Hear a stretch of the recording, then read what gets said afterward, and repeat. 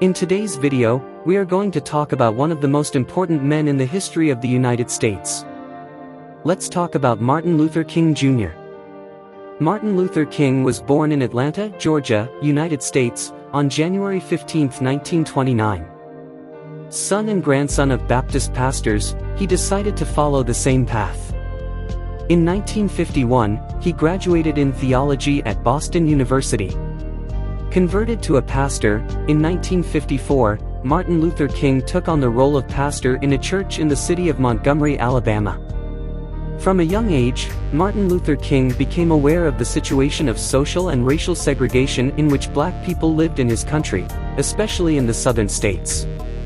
In 1955, he began his struggle for the recognition of the civil rights of black Americans, with peaceful methods, inspired by the figure of Mahatma Gandhi and Henry David Thoreau's theory of civil disobedience, the same sources that inspired Nelson Mandela's struggle against apartheid in South Africa. On December 1, 1955, the black seamstress, Rosa Parks, was arrested and fined for occupying a seat reserved for white people, because on Montgomery buses the driver had to be white and blacks could only occupy the last seats. Rosa Parks' silent protest spread quickly. The Women's Political Council organized a boycott of city buses as a protest measure. Martin Luther King supported the action and, little by little, thousands of blacks began to walk miles on their way to work, causing losses to the transportation companies. The protest lasted 382 days, ending on November 13, 1956, when the U.S. Supreme Court abolished racial segregation on Montgomery buses. It was the first such victorious movement recorded on American soil. On December 21, 1956, Martin Luther King and Glenn Smiley, a white priest, entered together and took front-row seats on the bus. The movements against the segregation of blacks provoked the wrath of the authorities and racist groups like the Ku Klux Klan, who violently attacked the participants, Luther King himself, and the activist groups Black Panthers and the Muslim Malcolm X. In 1957, Martin Luther King founded the Southern Christian Leadership Conference and became its first president. He went on to organize campaigns for the civil rights of blacks. In 1960, he succeeded in freeing access for blacks to public parks, libraries, and cafeterias. In 1963, his struggle reached one of its culminating moments, when he led the March on Washington, which gathered 250,000 people, when he made his important speech entitled "I Have a Dream," in which he described a society where blacks and whites could live harmoniously. That same year, Martin Luther King and other representatives of anti-racist organizations were received by President John Fitzgerald Kennedy, who committed to speed up his policy against segregation in schools and the issue of unemployment that especially affected the entire black community. On November 22, 1963, the president was assassinated. In 1964, the Civil Rights Act was created, which guaranteed the long-awaited equality between blacks and whites.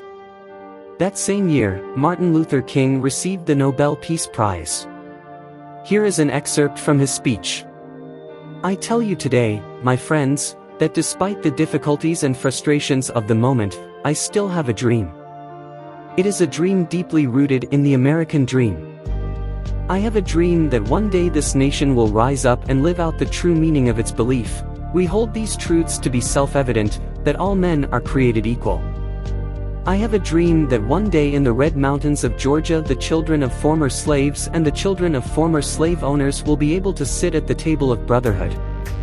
I have a dream that one day the state of Mississippi, a desert state, smothered in the heat of injustice and oppression, will be transformed into an oasis of freedom and justice.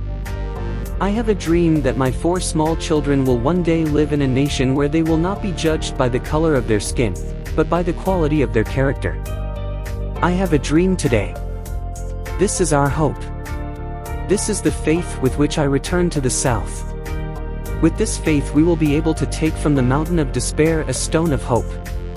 With this faith we will be able to transform the dissonant discords of our nation into a beautiful and harmonious symphony of brotherhood. With this faith we will be able to work together, pray together, fight together, go to prison together, stand together in a meaningful position for freedom, knowing that one day we will be free.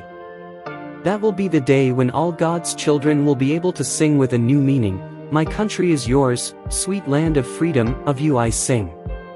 Land where my fathers died, land of pilgrims' pride, from every place let freedom resound. The struggle continued. In 1965, Martin Luther King led a demonstration of thousands of civil rights defenders from Selma to Montgomery. But his struggle came to a tragic end when his life was cut short by a gunshot wound while resting on the balcony of a hotel in Memphis, where he was supporting a striking movement of garbage collectors. Martin Luther King died in Memphis, Tennessee, USA, on April 4, 1968. In 1977, in a posthumous tribute, represented by his wife Coretta Scott King, he received the Presidential Medal of Freedom. In 2004, he received the Gold Medal from the U.S. Congress, for the 50th anniversary of the enactment of the historic Civil Rights Act.